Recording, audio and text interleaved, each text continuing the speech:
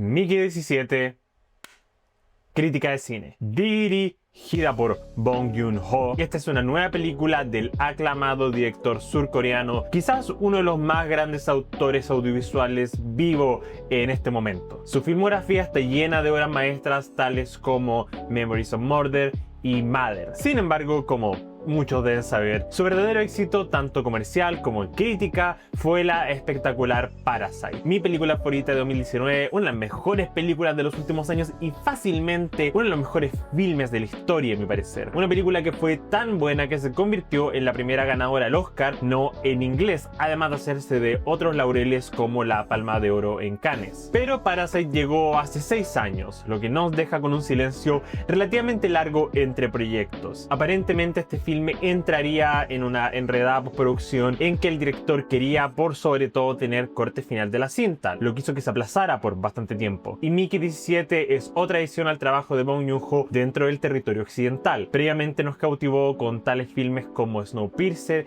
y Okja, y esta, su tercer película estadounidense, sería una prueba de sus talentos y no se encontraría con el director luego de su exitoso cierre de la última década. La película se estrenó hace unas semanas fuera de competencia en el Festival de Cine de Berlín para llegar tan solo hace unos días a los cines del mundo. Y en este filme, Robert Pattinson interpreta a Mickey Vance, un chico en un futuro distópico quien desesperado se alista para ser un prescindible, alguien cuyo cuerpo y memoria se carga en un disco duro para luego servir de conejillo de indias y básicamente morir sabiendo que siempre podrán reimprimirlo de nuevo. Este trabajo lo enfrentará a caóticas circunstancias cuando, por accidente, se encuentre literalmente consigo mismo. Bong Joon-ho tiene una serie de sensibilidades que no teme para nada plasmar una y otra vez. Lo podemos ver en su filmografía, es decir, si trazas una línea entre sus distintas películas, es bastante claro que tiene una afición por reflexionar sobre ciertos tópicos, tales como el ecologismo y la lucha de clases. Casi todos sus filmes lidian con una clase obrera en conflicto contra un grupo privilegiado de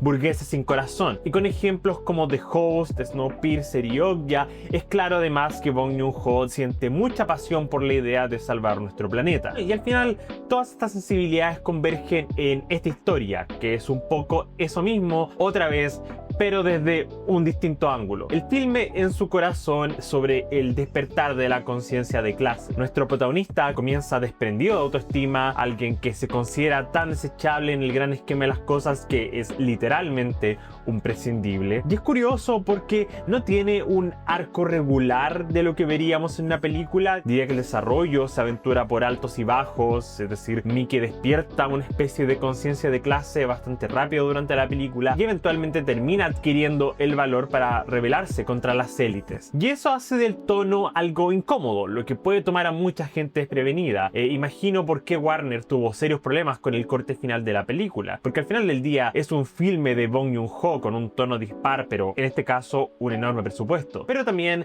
el director tiene un estilo tan tangible en la comedia y aventura que se siente como un sabor único de cine. Este es el tipo de ritmo que no se le permitiría a cualquier otro autor, pero como Bong Joon-ho lleva años experimentando con estas mezclas de géneros, este filme resulta en una aventura divertida y excéntrica. Tenemos comedia, ciencia ficción, horror, romance, hay literalmente de todo en esta historia. Y si bien el equilibrio está desproporcionado en varios bordes, es parte del encanto a mi parecer. Y me gusta que incluso cuando el director está trabajando en el marco de Hollywood, es capaz de hacer algo único y creativo, por lo que aun cuando creo que probablemente sea una de sus películas más débiles, es un testamento a sus habilidades como artista, y que incluso una de sus películas menos increíbles sea increíble. Robert Pattinson es un absoluto líder. Tiene el carisma para entregar este tono en pantalla y me encanta cómo no parece repetir un personaje 2 veces. Cada vez que lo veo en una película es como una persona distinta, lo que significa ser actor por la chucha. Ya que lo tenemos más de una vez y aún así tú lo sientes como 2 seres humanos diferentes. Me recuerda mucho a Dead Ringers, en que tienes a un actor interpretando a 2 personajes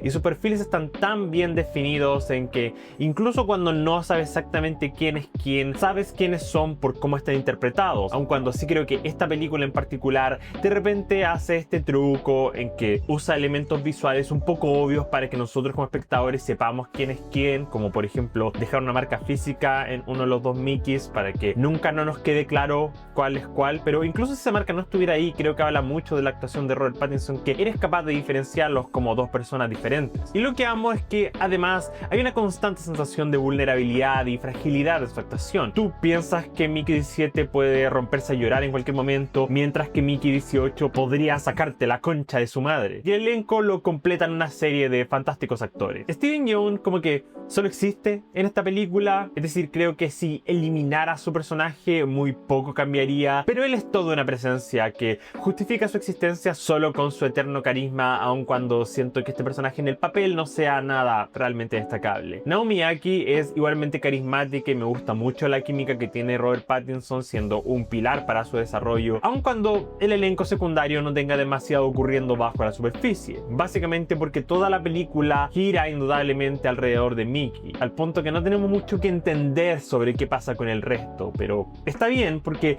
nunca sentimos como que sean versiones vacías de personajes pernoctando en pantalla, solo rellenando espacio. Sin embargo, mi corazón está con Mark Ruffalo y Toni Collette. Ruffalo interpreta una versión excéntrica y aún más demente de un cruce entre Donald Trump y Elon Musk, y tiene el carisma y la personalidad de llevar a puerto todas estas ideas, por lunáticas que sean. Tú realmente odias su persona, aun cuando extrañamente entiendas por qué una sociedad distópica lo tendría como líder, que es en realidad porque la sociedad en que vivimos ahora tiene a estas personas como líderes. Y es chistoso porque en una escena le sacan en cara a Ruffalo que perdió las elecciones y es interesante porque, bueno, se demoraron mucho en finalizar la película. Me gusta también el tópico alrededor de Toni Collette, en que es una especie de Hillary Clinton y un tipo de crítica al feminismo liberal capitalista que destroza a la clase trabajadora mientras discute vagamente sobre equidad de género. Hay una escena, por ejemplo, en que el personaje se corrige y en lugar de decir mankind dice humankind, como que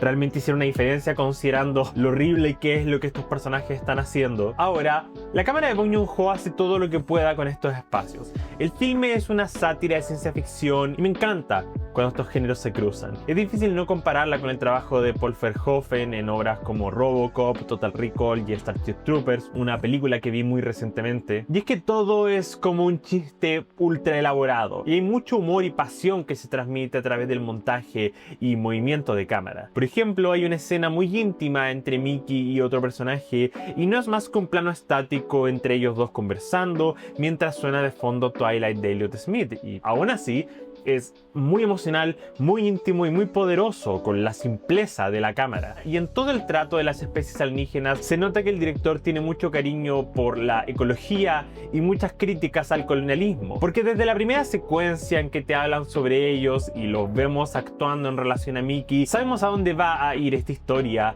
y eso no quita lo satisfactoria que termine siendo. Hay un trabajo hermoso en su diseño que los hace ligeramente aterradores, como si fueran xenomorfos, pero también adorables. Hay un momento en que dañan a uno de estos alienígenas y te rompe el corazón. Y a pesar de estar cargada de efectos especiales, tú sientes que estás en este espacio exterior con estos personajes en una nave, en un planeta y no en un estudio, en una pantalla verde. Ahora, como dije antes, creo que es la película más débil del director, más que todo porque se siente como, además de estar tocando estos temas que ya he elaborado antes, un poco incómoda con el material de origen. Este filme es una adaptación de la novela Mickey 7 y cuando leí que el director la cambió a Mickey 17 para poder matar 10 veces más a Robert Pattinson, pensé que tendríamos muertes más creativas, pero el filme pasa muy por encima de las muertes y se siente como una oportunidad desperdiciada de ser loca y creativa. Quizás sí fueron muchas más muertes que fueron eliminadas para no elevar la duración de esta obra, pero al menos por el producto final siento que la película puede haber sido incluso más violenta, incluso más creativa. Y también de repente cuesta mantener un poco el foco en lo que está pasando en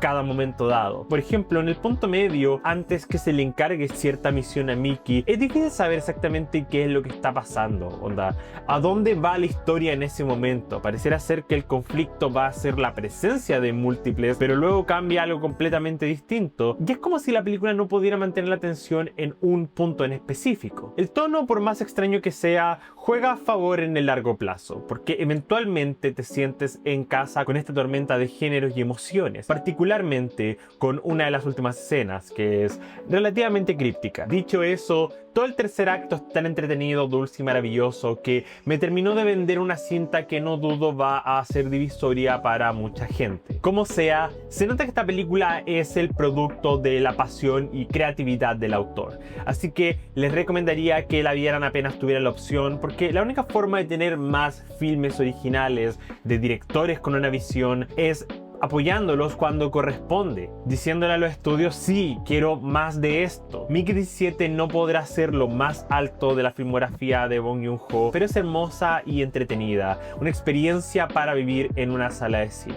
Tuve la maravillosa oportunidad de verla en una sala de IMAX y va a ser la experiencia definitiva de una increíble, espectacular película de ciencia ficción. Mickey 17 es un ligero 8 de 10. Díganme, ¿vieron este filme? ¿Cuál es su película favorita de Bong Joon-ho? En mi caso, muy definitivamente es Parasite, pero luego diría que en segundo lugar, estando muy cerca, está Memories of Murder, y probablemente Mother y Snowpiercer compiten por el tercer lugar. Háganme saber en los comentarios. Recuerden seguirme en Letterboxd e Instagram como @elcobalto, y si les gusta este video, no olviden dejar me gusta, compartir, seguir en redes sociales y por supuesto suscribirse a Baja Frecuencia. Espero que tengan una buena noche, cena, ¡Full! ¡Dirige semana!